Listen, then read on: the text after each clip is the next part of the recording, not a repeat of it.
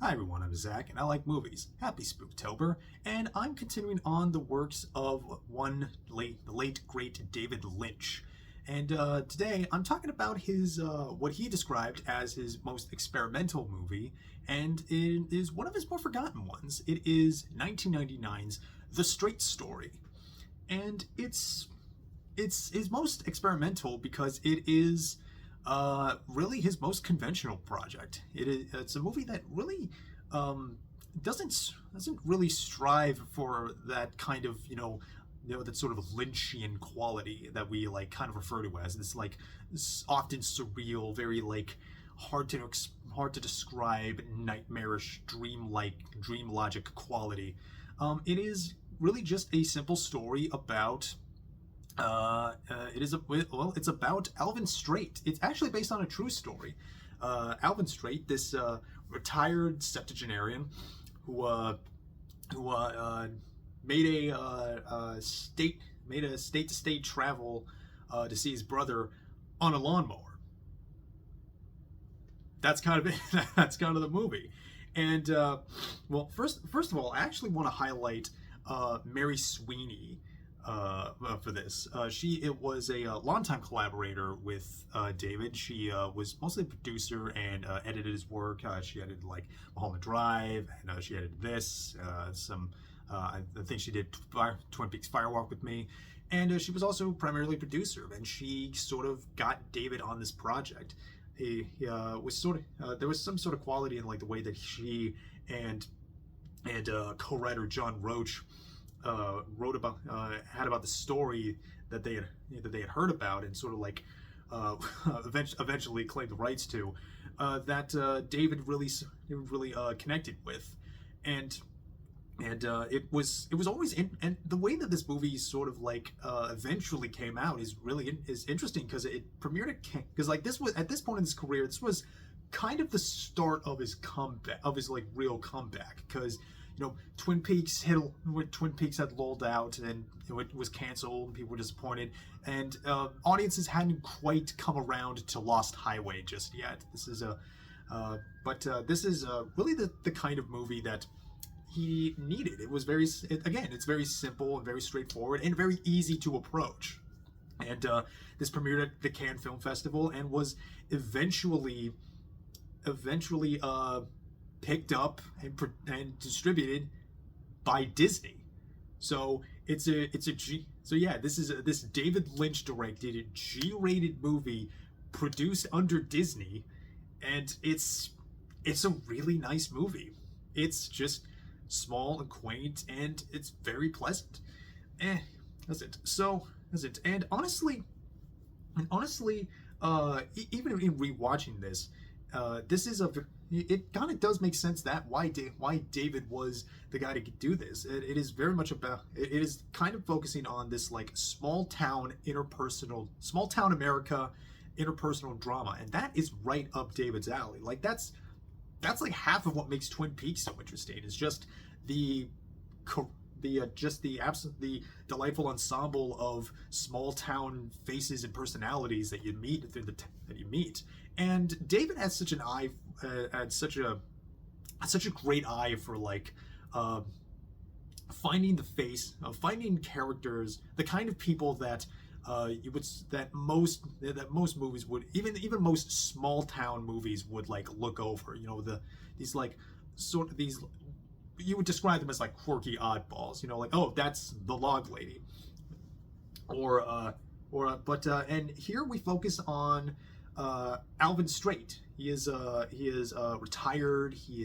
And he's very stubborn and set in his ways. Doc tells him very early on he's in the early stages of emphysema, which that line hit a little hard, knowing David's own fate. He's not doing too hard. He has to walk with 2 canes now, and he's living it's him, and he's living with his daughter Rose, who was and should have set this up. Alvin is played by Richard Farnsworth. He is he's not someone most people know. You'll know, at least not to the he's not like super well known name, but he was like it was like but he was like kind of this sort of bridging actor across multiple decades of Hollywood. He started as a like stuntman in Gone with the Wind, actually, and kind of just Forrest Gumped his way across like from project to project, and and it's honestly kind of hard to imagine anyone else playing Alvin Straight, playing this role. Well, he has such a first off, he just has an absolutely amazing face. It's all that like leathery old, that like very weathered old man look, but he has such incredible eyes. Like a lot of the like so there's repeated refrain in the movie. There's repeated motif in the movie where he'll just of him just looking up at the stars at night, and there's so much that isn't said but so very evidently felt in Farnsworth's eyes, and just his reaction to things, and much of this movie is him reacting to things, and especially, and his casting is fascinating because this was originally sort of pitched to Gregory Peck, who is Gregory Peck, but like that would be, I feel like as good as Gregory Peck could have been in this role, because he was still around at that time. He hadn't really acted in anything since Martin Scorsese's Cape Fear. It's just kind of like a sort of referential, hey, here's like old Hollywood in the new one, kind of cameo. But Gregory Peck, I feel like in this role kind of would have helped make the Straight Story the much more maudlin, saccharine, Oscar baity version of this story that it easily could have been.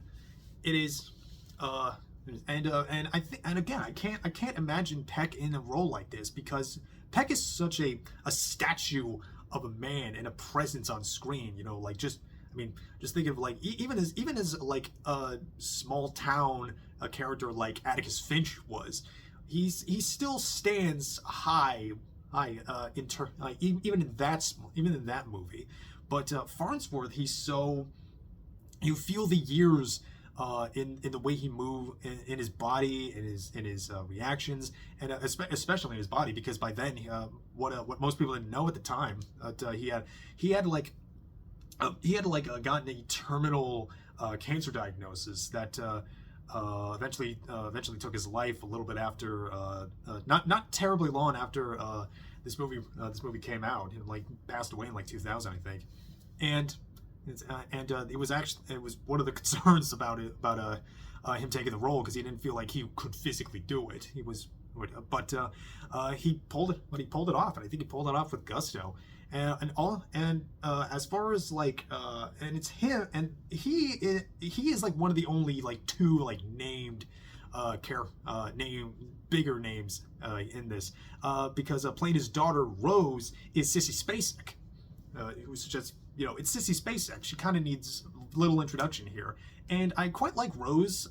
She's a very sweet and kind of a fun presence too. She has this like peculiar speech impediment where like it's kind of like a radio that like keeps cutting out and static between words, trying to find the frequency. Like, you are 73 years old, Dad, and I cannot drive you. And it's it's kind of again this character in different hands with just an entirely different production team, this would have been much more just absolute cloy and simple Jack. But the real inciting incident, is that he gets a call, that they get a call about his brother Lyle that he hasn't spoken to in years. Lyle had a stroke, and so Alvin feels compelled very strongly and very dead set on this to see Lyle. He lives in like where do you live? He goes from the state. He decides to just get to Lyle from the next state over, but his eyes are bad, his hips are bad, he can't drive, she can't drive, so he's just gonna get there by lawnmower. And even in this even this early this like first act, you get to see like how Alvin's friends react to him. And like it's fun, and it's fun how he's and it's fun how in this like whole like first beat is kind of just like a preamble before the movie like really got going. Like the whole movie has a reset 25 minutes in when Alvin sets off and then his mower dies and he has to he has to kind of get a tow back. It's and Alvin's friends, they're like just like when they see him like riding on a truck on the mower on the bed of a pickup truck, they're just like all these like these like old leathery faces are just like they're all like just so sad for him. But probably gets the funniest moment in the movie where he like when he's back in town, he just takes his shotgun and just blasts and just blows the whole thing up. But he gets to use a used John Deere from Everett McGill. I should have mentioned. He's Everett McGill. He was a Lynch regular. He was on Twin Peaks, and then the movie finally gets going. And from then on, it's a road movie. It's just Alvin on his mower. He's got a trailer hat attached to it too, with some supplies and stuff. And he's on the road for something like, I think it was like 5 or 6 weeks in the movie, and it's just scene by scene, like a lot of road movies. It's just scene to scene, the interaction, the people he comes across, the sights he sees, and just kind of taking in the nature of it, which is really this movie has like absolutely beautiful aerial photography, like some shots of these like the tree line at daybreak, and the fog is just rolling back. It's beautiful, and especially with this wonderfully melancholic score by the composer Angelo Badalamenti is just very soothing. It's a very relaxing movie. I would recommend it for anyone who just wants to like just sort of soothe that, just sort of like have this like very nice slice of just again soothing energy. And every few people that he comes across, you get a little bit more of not just who Alvin was, but also just sort of why he feels the way he's doing what he does. Like he meets a hitchhiker, and he tells her about Rose and how she had 4 kids, and there was a fire, and one of them got burned bad, but the state said that Rose was incompetent and took the kids away, and not a day goes by that she doesn't pine for them kids. But then it cuts to Sissy Spacek sitting at home watching the rain, and just with this absolutely just heartbroken look on her face. And it's a moment like that really sort of undergirds a feeling of like what Alvin is striving for. And I think what a lot of these old faces that Alvin's around is that they're just looking for a bit of dignity. And I think it's that I just need to do this. I need to do this my way, and if I do this, I wouldn't feel right with myself if I didn't do it like this. And he says something. He also says something that's very you could almost say it's like sort of a thesis. The worst part about being old is remember when you was young, which and like I'm 31, and I remember when I was like, I don't know, 13, and it's like, man, we all missed when we were young, and it's there's another really nice moment where he just like watches a fleet of bikes pass. But then oftentimes they'll have these more strange interactions. Well, like he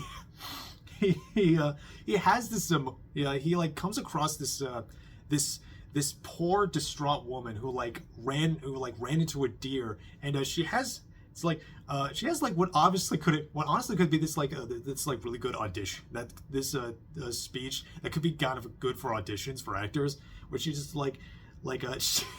she I have hit she's like completely just an absolute mess. Like, I have hit 13 deer in 7 weeks driving down this road, mister, and I love deer. And then she just drives away, and it's like, well, nice. And like Alvin is just like standing here, like looking over this dead deer, and it's like, all right, waste not, want not, and then just like does the classic cut to him cooking this thing. Which, by the way, I don't know how he did that. He's like walking on 2 canes. He can barely move by himself, and he, I guess, pulled this deer off the road. Like he has the horns. Like, deer are heavy, even for like a grown, like an able-bodied man.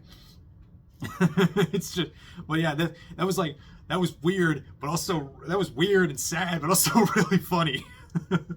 But yeah, it's and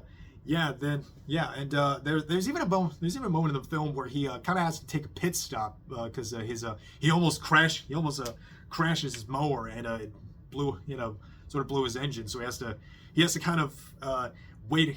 He like sort of takes shelter on this lawn of this really nice family where they just let him stay. They all sort of like this real nice. Again, it's very neighborly movie, and they're so tender. They really take to Alvin, and they want to help him. They want to just help him out a little more than just like give him a place to like put his feet up. But again, they respect Alvin's wishes to just sort of see this through as he sees fit. And but they also get to know Alvin a little more. Like he has a conversation in a bar with an older gentleman about they were both veterans of World War II, and they trade stories, and it's clearly hard for both of them. And what's interesting in this scene is that Alvin talks about how he got over drinking, it got really rough for him, and he had to give it up. But also like one of the things that put us onto Alvin is like his buddies at the bar came to his house to check on him, but like so he just like sits with his friends, just having companionship but not drinking. And like again, this moment has probably the one of the more apparent things that this movie's going for, where like they're sharing things that are clearly just really hard to them to get out.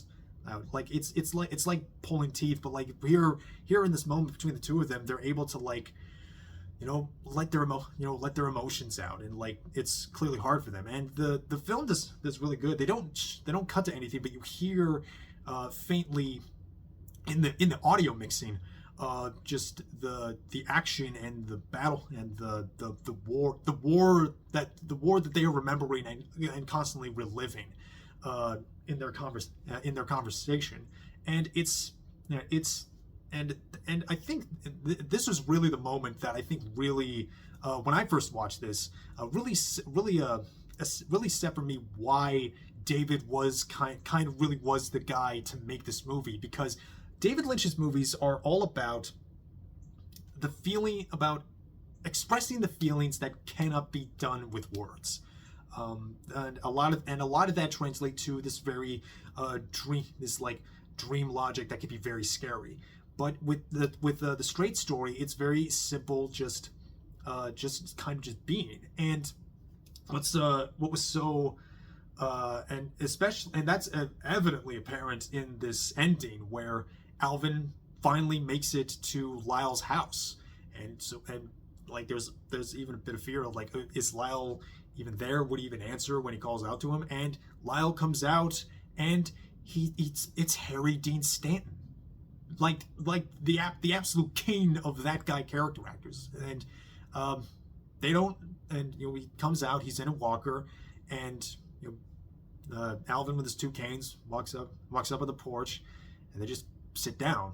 There's hardly a word spoken to them, but like Lyle is clearly moved by just him being here, and he looks over at Alvin's rig, and he's just you came to me all that way on that tractor, on that mower, or, and now it's yes I did, and they don't say anything more than that. They don't say anything past that, but Lyle is so clearly just moved by just that act, of him being here. His eyes are shimmering with tears, and it's so moving. And Alvin he just breathes, and he looks up, and the camera cranes up, and we see the stars again, and then the film ends. It's